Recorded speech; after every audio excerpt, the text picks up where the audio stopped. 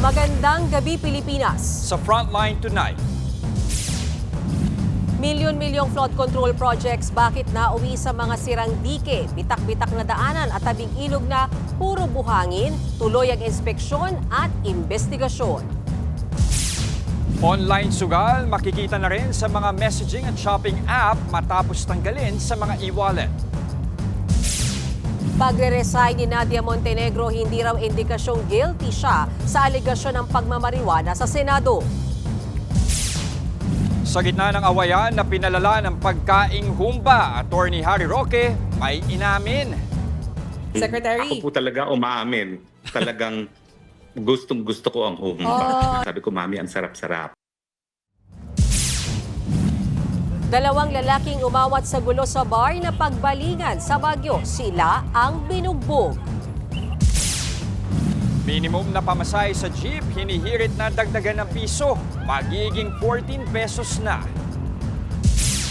At sa pabaong pampa-good night, lasing. Paanong napasama sa nagmamarathon? Abay, nakitakbo rin.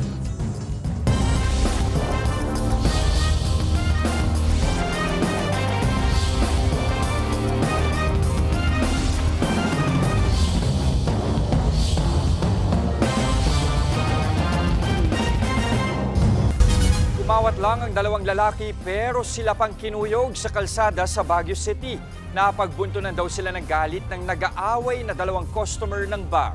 Nasa frontline ng balitang yan, si Dave Abuel.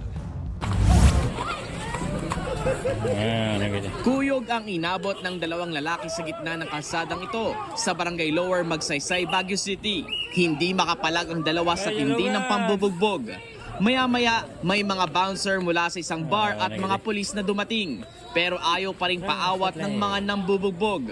Sa huli, dalawang babae at tatlong lalaking sospek ang inaresto. Agad namang itinakbo sa ospital ang dalawang lalaking binugbog ng grupo. Ayon sa Baguio City Police, nagiinuman sa isang bar ang grupong nambugbog. Isang babae at isang lalaki mula sa kanila ang unang nagkaroon ng pagtatalo at aawat lang daw sana ang dalawang biktima. Ang ending, sila ang napagbuntunan ng galit ng grupo. Nung nasa labas na sila ng inuman, nakita nung victim 1 yung babae at lalaki na nag-aaway. Which lumapit siya para awatin, pero siya naman yung binugbog. Nakita siya nung victim 2 at inaawat naman yung pambubugbog sa victim 1, which in return yung victim 2 naman yung ulit sinaktan. Base sa investigasyon, na-offend daw yung isang babae sa nasabi nung isang biktima. Nakalabas na sa pagamutan ang dalawang biktima. Maaari namang maharap sa reklamong physical injury ang limang nambugbog. Nagbabalita mula sa Frontline, Dave Abuel, News 5. Tuloy ang inspeksyon at investigasyon sa milyon-milyong pisong flood control project sa bansa. Gaya sa Oriental Mindoro kung saan may bumitak na dike. Nasa frontline ng balitang yan si Mon Gualvez. Kita sa drone video ng News 5 kung gaano kalawak ang nasirang bahagi ng dike sa Bungabong Oriental Mindoro. Halos nakalas na nga ang bahagi ng ginawang daan at matabunan na ng buhangin ng katabing ilog. Natibag ang dike nitong nakaraang 2 linggo lamang matapos sa mga pag-ulang dala ng habagat. Kaya para kay Governor Bons Dolor, malinaw na substandard ang mga ginamit na materyales sa pagpapatayo nito. From the start, sinabi ko kay RD ito, ayoko ng disenyo. Sa lapad na to ng kalsadang ginawa, halo ang gitna. Pag may rumagasang tubig dyan, sira yan. Kung yan ay matibay ang sitpas, dapat hindi matatanggal ng ganyan. Personal na inspeksyon ng mga tauhan ng Oriental Mindoro Provincial Government at ng DPWH Mimaropa ang proyekto. Dito pa mas tumambad ang ilang pagkukulang. Ano, walang bakal, o kita mo. Obvious ba? Hindi ito bibitak kung may dawilan na nakaganon. Hindi yan bibitak kung ang dalawang yan pinagdudugtong ng bakal. Ibig sabihin, sinimento ng mabilis para ipakitang tapos, pero walang bakal. Isa sa mga pinakapinunan ng gobernador ng Oriental Mindoro ay yung kawalan daw ng mga makakapal na bakal dito sa flood control project. Imbis daw kasi na 16 mm yung sukat, halos 12 mm lamang ang nakita o baka mas maliit pa yung nandito sa lugar. Dahil dito, agad sinibak ng DPWH Mimaropa ang sangkot na project engineer at iba pang in charge sa palpak na dike. Tayo na po ay nagpapaimbestiga ngayon at saka kung anuman ang lumabas dun sa investigasyon wala rin po tayong sasantuhin. Sa Kalumpit, Bulacan, wala namang ulan pero hindi pa rin humuhupa ang baha. Completed na raw ang flood control project sa bayan base sa dokumentong hawak ng Malacanang. Pero ng aming puntahan, may 200 metro pang hindi natatapos. Contractor niyan ang St. Timothy Construction na una ng pinagpapaliwanag ng Malacanang. Sinisilip na rin ng Commission on Audit ang proyekto. Nang tanungin naman si Bulacan Governor Daniel Fernando kung anong alam niya sa mga malalaking flood control project sa kanyang probinsya. Hindi ko po alam yung mga project na ganyan. Actually, nasa kanila po yan. Tinulungan ko pa nga ang DP eh. Dahil dito, iniutos ng COA sa lahat ng DPWH District Engineering Officers sa rehiyon na isumiti ang lahat ng dokumento kaugnay ng mga flood control project. Sa gitna ng mga nabibistong kakulangan sa mga flood control project sa iba't ibang probinsya, kinumpirma ni Baguio City Mayor Benjamin Magalong na naisumiti na niya sa Malacanang noong Biyernes ang mga hawak niyang ebidensya. Muli rin niya iginiit na hindi dapat kamara manguna sa investigasyon sa mga kinrekwestisyong proyekto. Ang message ko doon talaga is it should be a third independent party to conduct the investigation. Diyos ko naman, delikadesa lang po. Dapat din daw magkaroon ng lifestyle check sa mga engineer at mga politikong iniuugnay sa mga flood control project. Nagbabalita mula sa Frontline, Mon Gualvez, News 5. Nananawagan sa Malacanang ang mga alkalde ilantad ang mga tiwali. Ayon sa grupo ng Mayors for Good Governance, mahigit 30 mayor at vice mayor na ang pumirma sa manifesto na humihiling na isapubliko ang mga korap na proyekto, kontraktor at kasabwat na politiko sa mga flood control projects. Itigil na raw ang mga palusot. Dapat nang managot ang mga nagnanakaw sa kaban ng bayan. Kabilang sa pumirma sina Mayor Benjamin Magalong, Vico Soto, Joy Belmonte at Mayor City Hataman. Si Mayor Lenny Robredo naman ay wala pang imbitasyon pero pabor din sa panawagan. Pag na-invite kita magbali, mabali kita. Di pa ako nakakaabot. Although nasabihan ako kang secretariat na ipapadara nila for signature. Pinangangambahang lalong maglipa na ang mga illegal na online gambling website ngayong wala ng pasugalan sa mga e-wallet. Naglipa na kasi ngayon sa mga messaging at online shopping apps, hindi lang ang mga legit kundi pati mga peking site. Nasa frontline ng balitang yan si Gary De Leon. Wala na ang mga link ng online gambling site sa mga e-wallet gaya ng GCash at Maya, kasunod ng utos ng Bangko Sentral ng Pilipinas. Pero teka, lumipat naman daw sa ibang platform ang mga mananaya. Kwento ni Carlo, hindi niya tunay na pangalan. Na-access na rin nila ang online sugal sa pamamagitan ng mga messaging app. Nakakabili rin daw ng mga voucher pantaya sa online gambling sa mga kilalang online shopping app. Parang doon ka mag-load sa kanila. Parang nawala lang kay GCash and Maya, napunta naman sa baga dito sa mga online shopping. Parang na-divert lang. Pwede rin daw mag-cash in sa bangko at mga bayad center. At kung minsan, rumerekta na lang sila sa aktual na online gambling app o website. Nababahala riyan ng ilang senador, kabilang si Senator Erwin Tulfo. Ayon sa kanya, gagawin ng Senado ang lahat para makipagtulungan sa pribadong sektor para makabuo ng epektibong solusyon. Nananawagan naman si Senator Win Gatchalian sa PAGCOR, DTI at DICT na agad utusan ng mga messaging app at e-commerce platforms na tanggalin ang mga link ng online gambling sites. Ayon naman kay Senator Mig Subiri, kailangan nang magkaroon ng batas laban sa online sugal. Dapat din daw malaman kung may mga mayayaman at politiko na sangkot. Kung may batas, bawal na lahat ng platform, Viber, WhatsApp, lahat ng mga Google platforms. Kailangan natin ng batas. And that's the only way to stop this menace. Patuloy naman daw nagmamonitor ang Cybercrime Investigation and Coordinating Center.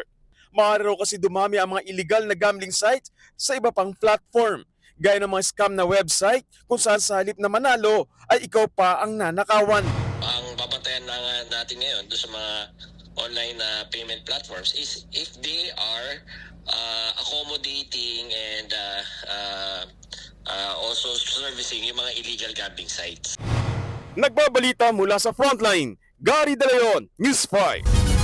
Usapang online gambling pa rin, arestado ang pitong sospek kabilang ang 5 dayuhan sa sinalakay na illegal gambling hub sa Makati. Ang masaklap, budol ang pagtaya sa kanilang site dahil wala raw nananalo rito. Nasa frontline ng balitang yan, si Brian Castillo. Pinasok ng mga pulis ang umano'y illegal na online gambling hub na ito sa Makati City.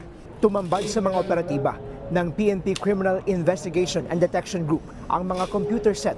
Kumuha kami ng certification doon sa mga regulatory agencies natin na wala silang kaukulang lisensya. Higit na isang buwan na nag-ooperate ito. Gumagamit daw ng sariling pasugalan website ang mga operator. Akala ng mga tumataya legit, pero wala pala silang chance na manalo dyan. Nakita rin natin ang mga pandarayang mga tao na tumataya ay siguradong talo.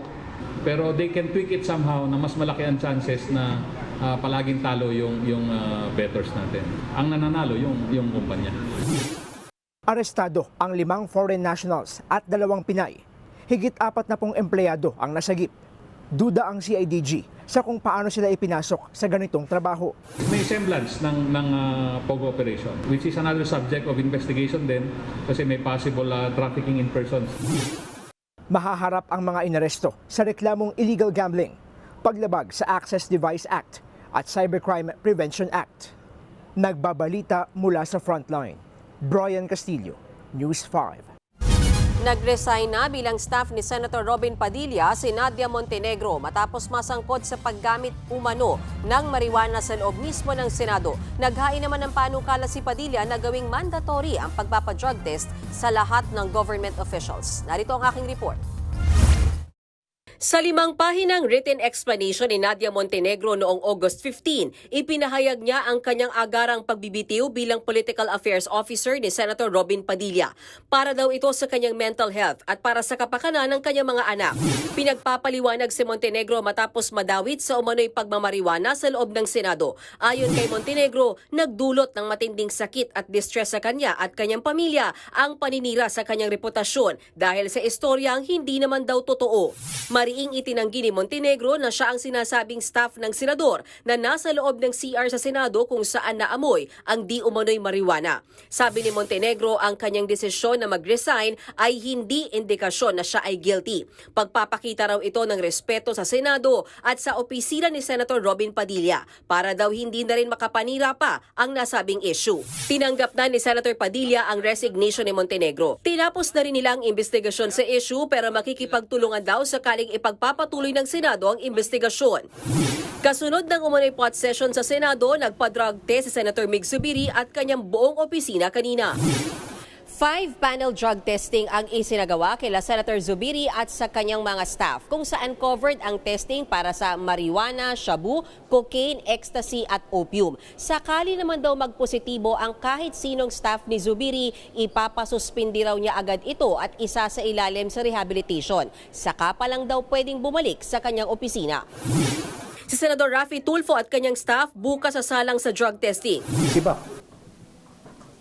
No ifs, no buts, no exception. Kahit na sino pa yung pag nag-positive, bakit pa suspend rehab?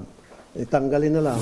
Una lang sumulat si Senate Minority Leader Tito Soto kay Senate President Jesus Escudero para hilingin na muling magpatupad ng mandatory random drug testing sa Senado.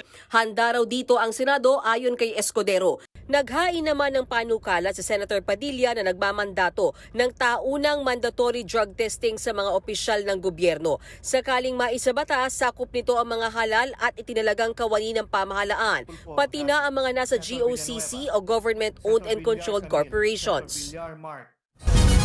Bahagyang nagkainitan sa Senado, inalmahan ng Senate Minority ang hatian sa mga magiging miyembro ng Commission on Appointments. Sabi ni Senator Joel Villanueva, 10 majority at 2 minority ang magiging miyembro ng CA. Sila ang may kakayahang magkumpirma o mag-reject ng sinumang itinalaga ng Pangulo. Giit ni Senate Minority Leader Tito Soto, paanong nakwenta ang hatiang 10-2? Dapat daw party membership ang basihan ng hatian, hindi kung mayorya o minorya. Pero nanindigan si Villanueva na walang mali sa kanyang computation. We were expecting, the simple respect to the members of the minority na kinakausap naman kami. Hindi kami salimpusa dito.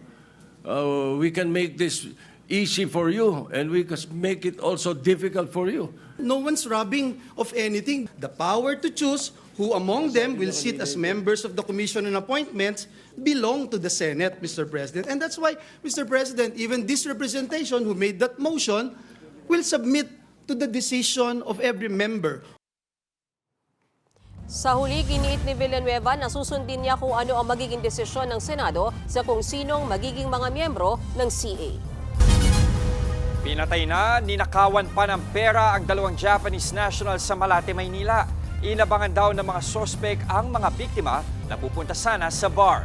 Nasa frontline na balitang yan, si Ian Suyo. Masdan ang taxi na yan na pumarada sa Malvar Street sa barangay 699 sa Malate, Maynila nitong Biyernes. Bumaba ang 2 pasahero nito na pawang mga Japanese national. Lumapit naman ang isang lalaki sa mga bumaba at ilang saglit pa magkasunod na natumba ang mga bumabang pasahero. Pinagbabaril na pala sila ng lumapit na lalaki. Nagpulasa naman ang ibang tao sa paligid. Ang gunman naman umangkas sa motorcycle rider na nakaabang sa gilid at agad silang sumibat. Dead on the spot ang 2 Japanese na tinamaan ng bala sa iba't ibang bahagi ng katawan. Ayon sa inisyal na ulat, papunta raw sana sa isa sa mga bar dito sa Malate yung 2 biktima. Ngunit hindi nila alam na nakaabang na pala sa kanila yung riding in tandem. Pagkatapos silang barilin nung 2 suspect, agad daw silang humarurot patungo sa Bukobo Street. Pagnanakaw ang nakikitang isa sa mga motibo sa krimen. Tinangay umano ng mga salarin ang di patukoy na halaga ng perang dala ng mga biktima. Sa follow-up operation na isinagawa ng Manila Police District, natuntun na ang motorsiklong nagsilbing getaway vehicle ng mga suspect sa Taft Avenue. Arestado na rin ang 2 suspect sa insidente, kabilang sa hinuli ang mismong gunman at ang kasabwat umanong tour guide na kasama ng mga biktima nang mangyari ang krimen. Posible raw na may iba pang mga kasama ang mga suspect. Ang tinitingnan natin dito sa isang angulo dito, tinatawag nating target hit job at secondary yung tinitingnan nating robbery para ma-mislead nila yung pag-iimbestiga. Sa isang pahayag, sinabi naman ng Japanese Embassy na nakikipag-ugnayan na sila sa mga otoridad sa Pilipinas kaugnay ng insidente. Tiniyak din ito ang suporta para sa naulila ng mga biktima. Tinutugis na ang rider at iba pang posibleng kasabwat sa pamamaril. Nagbabalita mula sa frontline, Ian Suyo, News 5. Desidido ang ilang transport group na ituloy ang pisong taas pasahe sa jeep kahit na may rollback. Hindi lang daw kasi petrolyo ang pinagkakagastusan ng mga tsuper at operator. Nasa frontline na balitang yan, si Gerard de la Peña. Magkahalong rollback at taas presyo ang ipapatupad ng mga kumpanya ng langis bukas. Halos piso kasi ang ibababa sa kada litro ng diesel at kerosene, habang tataas naman ang gasolina ng 60 centavos kada litro. Ito na ang ikalawang sunod na linggo na rollback sa diesel. Good news kung tutuusin. Sa kabila nito, desidido pa rin ng ilang transport group na ituloy ang inihain nilang petisyon para sa pisong dagdag pasahe sa jeep. Kung mapapagbigyan ito, magiging 14 pesos ang minimum fare sa traditional jeep mula sa kasalukuyang 13 pesos, habang 16 pesos naman sa modern jeep mula sa ngayon 15 pesos. Paliwanag ng pasang Mazda, hindi lang petrolyo ang pinagkakagastusan ng mga jeepney driver at operator. Hindi pa rin bumaba ang presyo ng spare parts, hindi pa rin bumababa ang traffic sa ating Maynila. Ito isang pakiusap lamang, kanya ito pansamantalang pagtataas upang kaming mga driver sa hanay namin ay makatugon naman po sa pangangailangan ng kanilang mga pamilya. Paglilinaw pa ng grupo, provisional fare hike ang kanilang hinihiling. Ibig sabihin, maaari itong bawiin kung magtutuloy-tuloy sa pagbaba ang presyo ng petrolyo. Kanina, sumalang sa pagdinig ng Land Transportation Franchising and Regulatory Board o LTFRB ang fare hike petition. Giit ng ehensya, kailangang isang guni sa Department of Economy, Planning and Development ang hirit na taas presyo. We still would want a complete data from them bago po kami magpatupad o bago po namin pagbigyan man yung kanilang hinihingi. Pag-aaralan din ng LTFRB ang pagbibigay ng fuel subsidy. Yan ay kahit hindi pa tumutungtong sa $80 per barrel ang bentahan ng langis sa world market na siyang inuobliga ng batas para sa ayuda. Sa ngayon, nagsara ang bentahan nito sa $66 per barrel. We will ask the OTR to consider other factors. Hindi lang naman ho gasolina ang pwede nating pagbasihan dito. Maraming bagay ho tayong dapat isaalang-alang. Nakatakdang magbaba ng desisyon ng LTFRB bago matapos ang buwan. Nagbabalita mula sa frontline, Gerard de la Peña, News 5.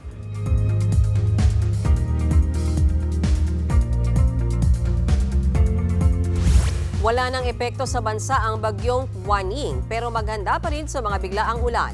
Sa ngayon, malayo na sa landmass ng bansa ang bagyo na nasa silangan ng Taiwan at bukas sa labas na yan ng Philippine Area of Responsibility. Muli namang umihip sa bansa ang easterly winds. Ito ang magpapaulan bukas ng umaga sa Caraga, Davao Region, Cotabato, Eastern at Central Visayas. Lalakas ang ulan sa hapon at dami na rin ang buong Mindanao, Western Visayas at Palawan. Sa hapon naman posibleng umulan sa Hilaga at Gitnang Luzon, Bicol Region, Calabarzon at Mindoro Provinces. Bago naman maggabi ay may tsansa na ring umulan dito sa Metro Manila.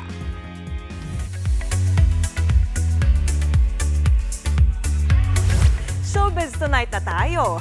Mukhang mapapa-relapse dito ang Aldab Nation. Umamin si Maine Mendoza na na-in-love siya kay Alden Richards. Ako na-in-love talaga kay Alden. Vocal naman ako. Kahit sino naman yung magtanong sa akin. Sasagutin ko naman ng diretsyo. Na-in-love ako sa kanya. Pero hindi siya nanligaw. Walang ganon. Legit na legit at derechahan niyang sinabi ni Mengay sa podcast ng TVJ. Nag-confess pa raw siya ng feelings niya kay Alden sa kasagsagan ng kasikatan ng kanilang love team na Aldab. Ang kaso, hindi raw kasi nanligaw that time ang aktor. E paano kung nanligaw si Alden? Narito ang sagot ni Maine. Pero kung manliligaw siya sa'yo, noon? Noon? Oo naman, kasi in love ako sa kanya. In love ako talaga. At alam niyo lahat yan, mga dabber. So tinanong ko siya rekta, parang ano bang, sabihin mo na sa akin, ano bang nararamdaman mo for me? Ano naman yan, tatanggapin ko naman. Kailangan ko lang malaman yan. Snow by dyan. Tapos ayun, ang sabi lang niya, hindi ko pwedeng sabihin sa'yo kasi mawala yung magic. Naawa pero humanga raw ang showbiz host at talent manager na si OG Diaz sa kanyang dating alaga na si Liza Soberano. Kasunod yan ng mga ibinunyag ni Liza sa kanyang docu-podcast na biktima siya ng pag-aabuso mula sa iba't ibang tao noong bata pa at nanirahan o naninirahan sa Amerika. Dito rin inamin ni Liza na matagal na silang hiwalay ni Enrique Hill. Sa vlog na Showbiz Update, sinabi ni Mama Ogs na matapang daw ang aktres. Alam din daw niya ang istorya ng buhay ni Liza bilang dating manager nito. Totoo raw ang lahat ng sinabi ni Liza sa docu-podcast. Eto ang isa pang totoo. Marami pa akong ichichika mamaya, kaya dyan lang kayo. Sumunod at Harry Roque na paaway sa mga kapwa niya Duterte supporter dahil sa humba. Pero di lang daw humba ang ugat ng sigawan. Ilang mambabatas nagkainitan sa budget deliberation sa Kamara. Jeep ng araro ng 6 na sasakyan sa La Trinidad, Benguet. At sweet scenes upcoming TV series na I Love You Since 1892 ipinasilip. Magbabalik pa ang Frontline tonight.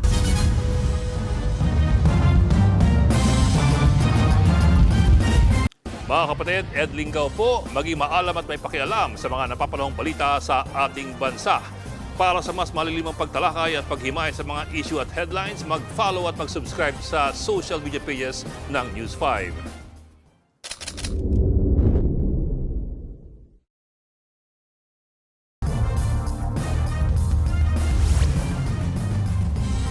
Nakunan sa CCTV sa Campo Filipino sa Baguio ang isang lalaking nanalisi sa nakaparadang taxi.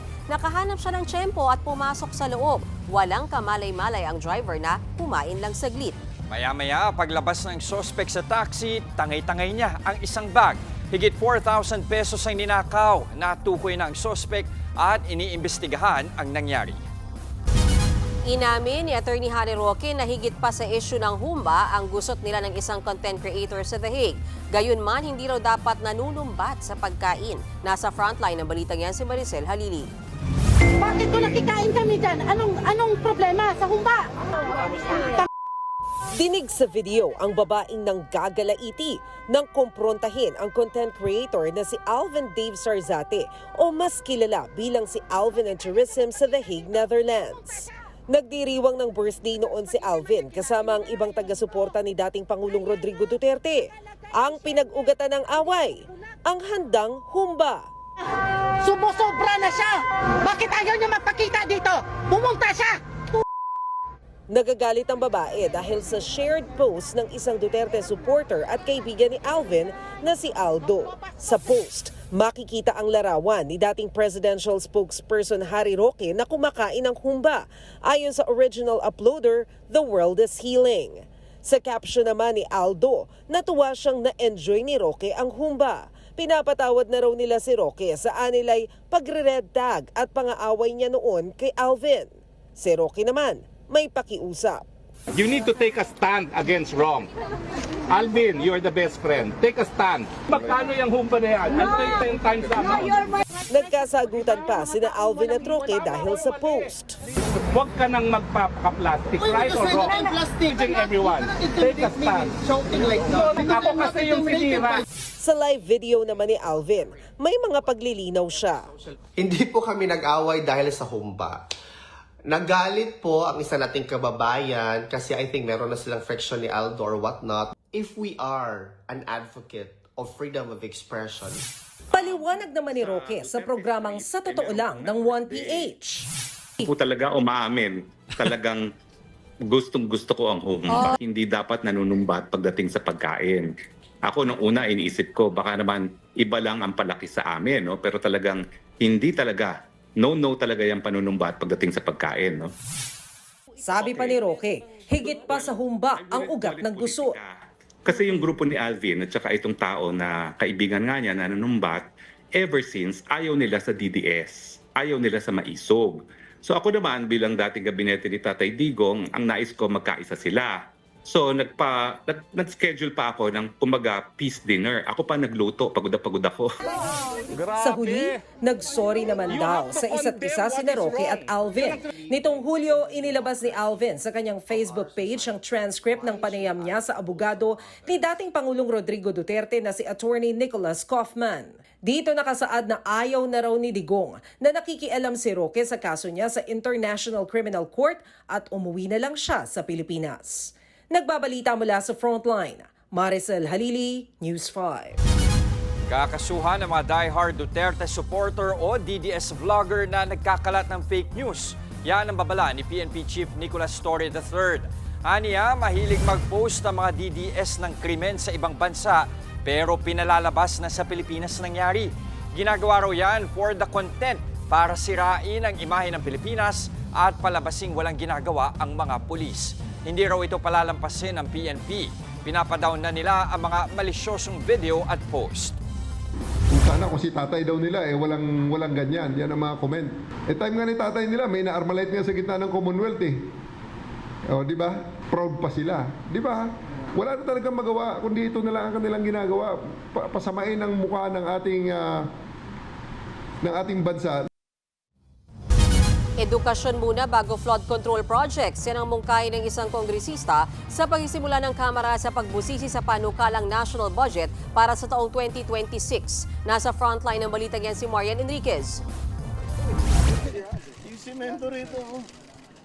Sa gitna ng kontrobersya sa mga palpak na flood control projects, deserve nga ba nitong bigyan ng 250 billion pesos na pondo sa 2026? Kung si Batangas 1st District Representative Leandro Legarda Leviste ang tatanungin, baka pwedeng bawasan pa yan at dagdagan ng pondo para sa edukasyon. Iminungkahi niya yan sa unang araw ng deliberasyon sa panukalang pambansang pondo para sa 2026. If the House allocates much of this 250 billion pesos plus of flood control projects, let's say, for the sake of argument, 200 billion pesos of it, to, let's say, half education spending and half lower taxes. Sagot naman ng Department of Budget and Management, Kongreso na ang bahala kung babawasan pa nila ang pondo sa flood control projects. We leave it to the Congress, but we welcome such because again the theme of our budget for next year will be really to increase our investment and spending in education. Sa gitna ng budget deliberations, nagkainitan sina Navotas City Representative Toby Chanco at House Committee on Appropriations Chairperson Mika Swansing. Agad kasing humingi si Chanco ng kopya ng mga report ng small committee na nakatoka sa paglikom at pagresolba ng amendments o pagbabago noong 2025 budget deliberation. Gusto raw makita ni Chanco kung alin ang nabawasan at nadagdagan sa kopya ng House General Appropriations Bill. Pero hindi yan agad na ibigay ni Swansing. Hindi raw kasi siya ang in-charge noong nakaraang budget season. That's not acceptable. This is public records. Pareho pa naman yung COMSEC natin. At yan dapat linalagay sa archives. It is the Committee on Appropriations who's required to submit the committee report. In this case, the report and the output of the Committee on Appropriations is the HGAB. Sa huli, napapayag si Chanco na hintayin na lang ang kopyang ibibigay ng committee secretary. Isa pang kinuwestiyon sa budget ay ang mas maliit na pondo para sa Visayas at Mindanao kumpara sa Mega Manila. Napansin kasi ni Cagayan de Oro Representative Rufus Rodriguez na bumaba sa 15.4% ang pondo sa Mindanao at 11.1% sa Visayas. It should be pushed already to the regions and improve the region, especially Mindanao and the Visayas. We will ask that we improve the figures and the percentage of Mindanao.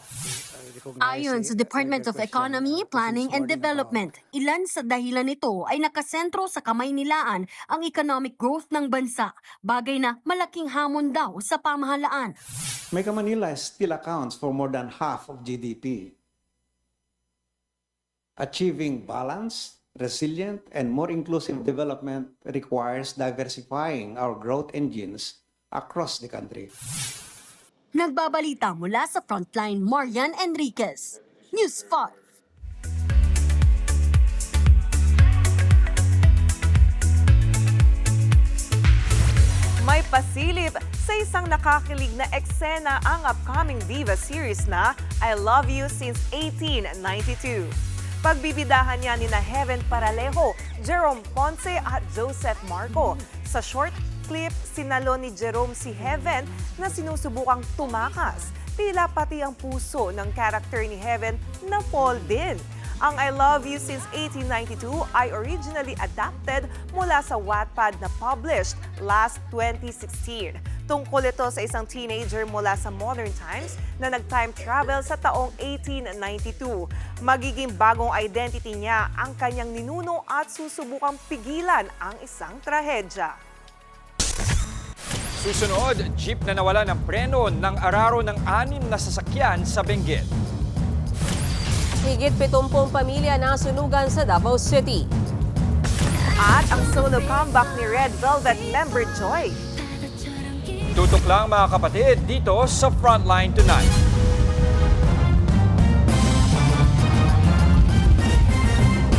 Mga kapatid, Mean Los Baños po, huwag magpahuli sa mga balita at impormasyong dapat ninyong malaman. Para sa mas malawak na balitaan at diskusyon, mag-follow at mag-subscribe na sa social media pages ng News 5.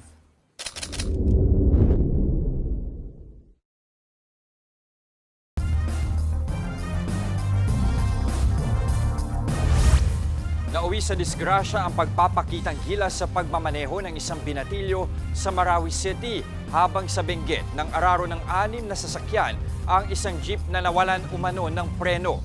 Yan at iba pang aksidente sa kalsada sa Frontline Report ni Bril Montalvo. Wasak ang unahang bahagi ng jeep na yan sa La Trinidad, Benguet. Inararo nito ang 6 na sasakyan kabilang ang 2 motorsiklo, 2 AUV, 1 SUV at pick-up. Sugatan ng 4 na pasahero ng jeep. Nawalan umano ng preno ang jeep hanggang sa magkarambola. Nangako ang tsuper na babayaran ang pinsala at pagpapaospital ng mga biktima.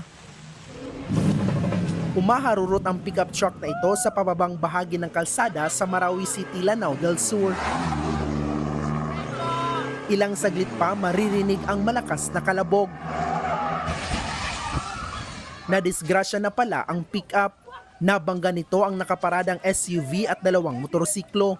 8 ang sugatan kabilang ang 13 anyos na binatilyong driver ng pick-up pati ang mga kabarkadang kasama niya sa sasakyan. Base sa investigasyon, nagpapasikat daw ang binatilyo na sinusubukang mag-drift hanggang sa mabulaga siya ng mga nakaparadang sasakyan. Ang masaklap, may mga sakay ng pick-up na agad tumakas matapos ang insidente. Nakikipag-ugnayan na ang pamilya ng minor de edad sa mga nadamay sa karambola para makipag-areglo. Nagliyab ang motorsiklong ito matapos sumalpok sa isang minivan sa National Highway ng Pulumulok South, Cotabato. Bulagta sa gilid ng kalsada ang rider ng motor at kanyang angkas. Pareho silang walang helmet. Sa kasamaang palad, patay ang rider habang sugatan ang angkas. Base sa imbestigasyon, paliko ang minivan ang salpukin ito ng humaharurot na motor. Hawak na ng mga pulis ang driver ng minivan. Sa Davao del Norte naman, pumailalim ang lalaking ito sa isang van sa bayan ng Braulio, Iduhali. Isa siya sa 4 na sakay ng motorsiklo na bumangga sa nakaparadang van. Sa imbestigasyon, nag-overtake ang motorsiklo sa isang wing van ng madulas sa gitna ng ulan. Agad isinugod sa ospital ang 4 na biktima. Nagbabalita mula sa Frontline, Bril Montalvo, News 5. Sumiklab ang sunog sa isang residential area sa Davao City. Higit 70 pamilya ang apektado. Nagbabalik si Bril Montalvo. Sa drone video na ito, makikita ang makapal na kulay itim na usok at ang paglamon ng apoy sa mga bahay sa Agdao District, Davao City, pasado 1:00 kaninang hapon. Makitid ang mga daan sa lugar kaya hirap ang mga bumbero. Kaya pati mga residente tumutulong na rin sa pag-apula sa sunog. Si Nanay Evelyn muntik ng atakihin ng asthma. Nagising na lang siya sa pagkatulog na mangyari ang sunog. Ang baho na talaga ng usok. Lumabas ako sa bahay. Sumigaw yung biyanan ko na sunog, sunog. Pinalabas nila ako sa bahay kasi bawal ako makalanghap ng usok. Napaiyak na lang din si Jennifer sa kanilang sinapit. Kwento niya, sinubukan pa raw niyang balikan ang kanyang alkansya mula sa nasusunog nilang bahay. Noon ibalik ko dito. Binalikan to talaga sa bahay. Bahala na kung anong mangyari basta makuha ko lang itong alkansya na inipon ko para sa birthday ng aking anak. Higit 300 individual o higit 70 pamilya ang apektado sa sunog mula sa 2 barangay. Inaalam pa ang mitsa ng sunog na tumagal ng higit 1 oras. Naghahanda na ang lokal na pamahalaan ng paunang tulong gaya ng food packs sa mga nasunugan. Nagbabalita mula sa Frontline, Bril Montalvo, News 5, Mindanao. Abangan, lalaking lasing biglang napatakbo sa marathon sa Brazil. Nagka-finisher medal pa. At singer-songwriter na si Maki magdidirect ng sarili niyang concert sa The Big Dome. Tuloy-tuloy lang ang balitaan dito sa Frontline Tonight.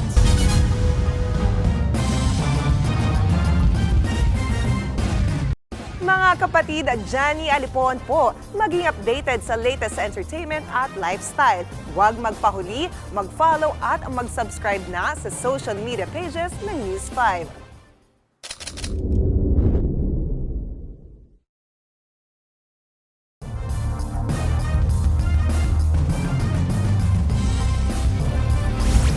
Dahil umano sa mga paninira, nagbitiw sa pwesto si NBI Director Jaime Santiago. Sa kanyang resignation letter, sinabi ni Santiago na hindi niya raw hahayaang sirain ang kanyang reputasyon. Ayon kay Santiago, may mga nagkaka-interes daw sa kanyang posisyon na siyang nasa likod ng anti-smear campaign. Isa sa ibinabato sa kanya na meron daw siyang bagman sa NBI Special Task Force Unit. Isang Paul Tangkad di umano ang nangunguna sa pangongolekta ng payola mula sa mga isabong at pogo operator kapalit ng proteksyon. Mariin itong itinanggi ni Santiago. Ulitin ko, andyan ang members ng media. Itingin ako sa inyo eye to eye. Tumayo ngayon ang inuobliga ko na magkaroon ako ng lingguhan, monthly. Tumayo ngayon, parang awa nyo na. Kung meron akong inuutusan sa inyo na magbigay sa akin ng pera, ay, Diyos ko, lagi kong gaida sa inyo, gusto ko trabaho, trabaho, trabaho. Ayon kay DOJ spokesperson Miko Clavano, inendorso na si Justice Undersecretary Jesse Andres bilang acting director ng NBI. Pero ayon kay Justice Secretary Boying Remulla, hindi kailangan magtalaga ng officer in charge sa NBI. Nakasaad naman daw sa resignation letter ni Santiago na aalis siya kapag may kapalit na siya.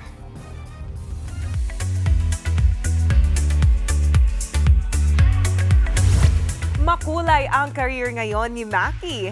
Hindi lang siya singer, hindi na lang songwriter, kundi director pa. Dahil dyan, mas magiging personal ang concert niya. Marami raw siyang surprise sa Sushis sa kanyang first solo concert sa The Big Dome, ang Color Coaster. This November 7 na yan. Mapapanood dyan ang live performances ng Dilaw, Namumula, Bughaw at Kahel na Langit. Bukod dyan, kabilang din si Maki sa mga bagong ambassador na PLDT Home Fiber Prepaid. I like to do things that are impossible, and I like to do things in my way. I will be directing my own concert. I created the Color Coaster World, so why not ako din mag-direct ng concert? Heads up, Rebel Loves! Muling nagbabalik bilang solo artist ang Red Velvet member na si Joy. Nirelease na ng singer ang kanyang latest mini album na From Joy with Love. Kasabay nito ang paglabas ng music video ng kanyang single na Love Splash. Finding Love at Summertime ang kanyang peg. Featured din sa bagong album ni Joy ang kantang Get Up and Dance na siya mismo ang nag-compose. Last 2021, nirelease si Joy ang debut extended play niyang Hello na naglalaman ng remake songs mula sa 90s up to 2000s. At yan ang latest and hottest sa Frontline Showbiz Tonight. Ako po si Jenny Alipon. Happy Monday, mga kapatid!